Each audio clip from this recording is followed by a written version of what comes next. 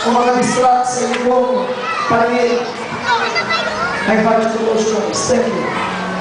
Thank you, God. Thank you. Lord, thank you. Salamat. Salamat po sa mga nagsilmo. Salamat po sa mga nagsilmo. At minsan po hindi ako nahihiya. Sino sa inyo hindi nagmamakahiya kay Jesus? Na tinatanggap niya si Jesus sa kanyang buhay. Pwede po ba for the last time, lift up your hands high as you can. Please, lift up, lift up, lift up your hands.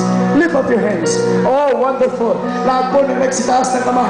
Kung talagang hindi kayo kinahihiya si Jesus, hindi kayo nahihiya sa inyong kaibigan, sa inyong kapatid, sa inyong kakilala, lumapit po kayo sa ulan. Please, please, come, come, come, come.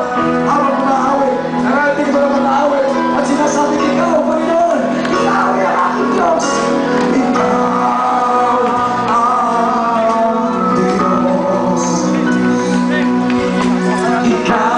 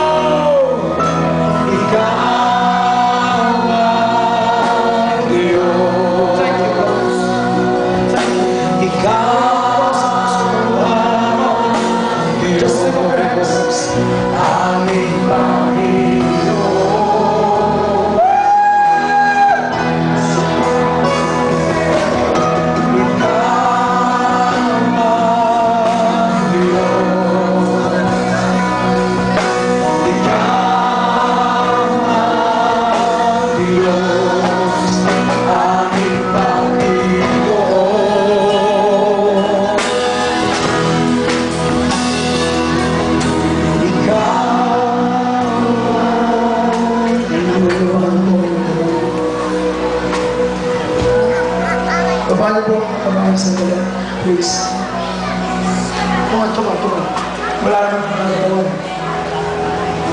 Ngayon lang ako naniwala na talagang may natatapang sa ulit na. Ngayon lang ako naniwala na talagang may nagpapahal pa sa Diyos sa ulit na. Alam niyo, hindi ako natatakot sa mga siga dyan. Dahil alam ko, kung papatayin man nila ako, yun lang ang pwede nilang gawin.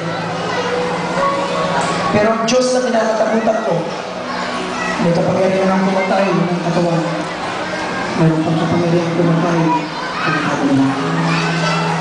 Kaya ang tunay kong kinakatakutan ay ang isang taong may takot sa Diyos. Yun ang aking sinasaluduhan. At yun ang aking hinahangaan. At siya ang sinasabi ko ng tapang. Saludo ko sa inyo. Saludo ko sa inyo. Saludo ko sa inyo. Ngayon na po tayo kakawag sa Diyos. Can I invite you to close your eyes, please? Close your eyes, please. Close your eyes. Close your eyes, please. Come on. Wala mo nang mag-uusap. Pakiusap lang ang lahat ng mga elders. Yung po mga bata na maingay dito, pwede po natin paalisin para hindi po mag-distract. Kung meron na mag-iingay, please, huwag yung paalisin. Kung sino lang mag-iingay, please. Ngayon lang po natin i-respeto ng Diyos. Dito po sa may bagay na halibata po ng mga. Eto po, pakitanggal po naman. Sige po. Kung sino po sa inyo gusto talaga mahalin ng Diyos, yung ulang po ito. Salamat, sister. Salamat. Ngayon po, mananalangin na tayo. Pwede mo bang sumabay kayo sa panalangin ko at sabihin niyo po ang panalangin ito. Panginoong Jesus. Pwede mo bang marinig ang inyong panalangin? Sabihin po natin lahat ng malakas. Panginoong Jesus.